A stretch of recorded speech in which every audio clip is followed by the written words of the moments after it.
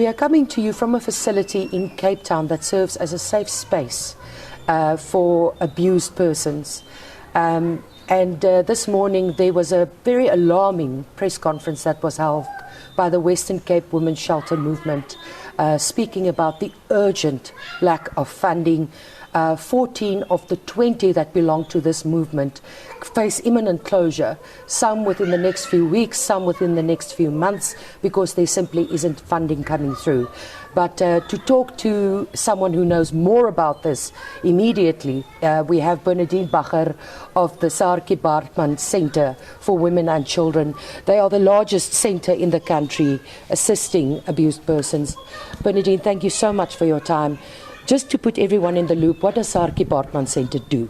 So the Saartjie Baartman Centre is a women's empowerment centre in the Cape Flats in Cape Town, and we have a shelter program, but we run very many programs for abused women and children, and these range from a child protection program to legal empowerment to a community-based response to GBV.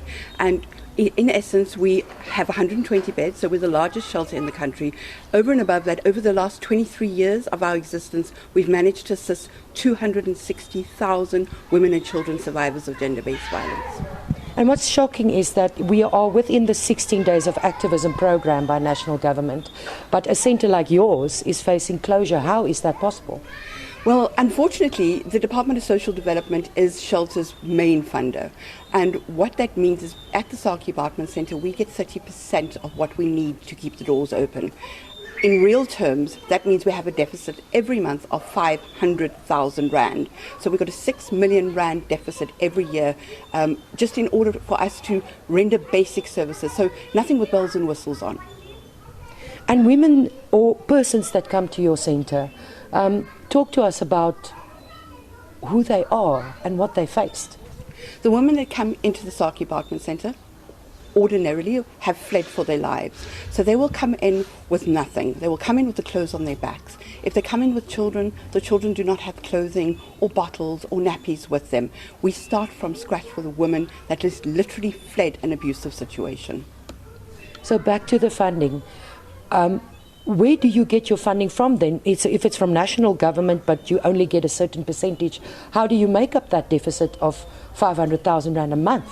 It's exceedingly difficult. You know, before we were in this economic crisis that South Africa finds itself at the moment, it was a Herculean task. At the moment, it's impossible. So we do have other funders, and we have individuals that actually sponsor us as well, but nowhere near to the tune of actually being able to address that deficit. So as we stand at this moment in time, I have a 1.7 million Rand deficit for 2022. And what does that mean for your centre? That means that we really are at the crunch point. We need urgent assistance. And really what we're doing today is a call to action to the private sector to step up and say, I'm going to support shelters. I'm going to do my bit to address gender-based violence in South Africa, and I'm going to make sure that we are not in the place in the future where we're sitting at the moment. So gender-based violence and the obligation to address us is every one of our obligation. It's the man and woman on the street, but it's also the private sector, it is the NGO world, as well as government organizations. And we're not going to get to do the work to start eradicating it unless we all stand together and say, not on my watch. If you don't get urgent funding, how long do you have? We will have to, if we don't get urgent funding, we're going to have to make a call with regards to what we're going to do with services and capacitation by mid of January. And what does that mean? Will you be able to assist more women and children that come to you as a place of safety? Well, obviously the very last resort would be to close our doors. That's something that we can't even contemplate. Being the largest centre in the country, it's literally unimaginable.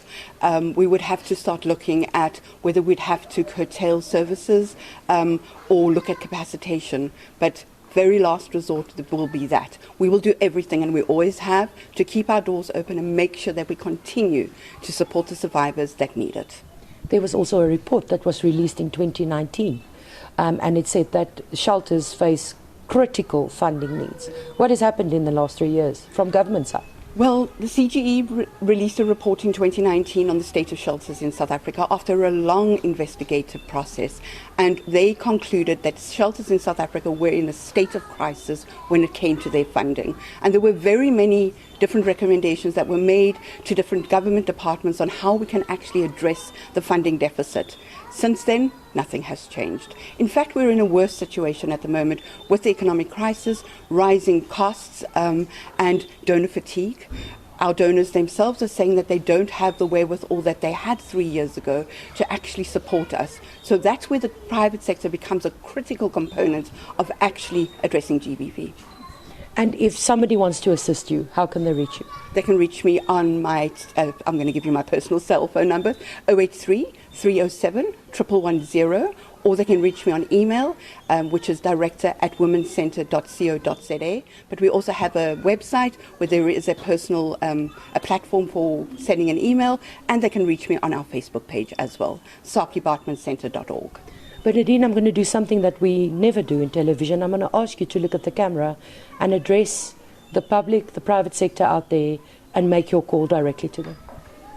The Westen Cape Women's Shelter Movement, the Saartjie Baartman Centre are in dire need of assistance. We have hit crisis point.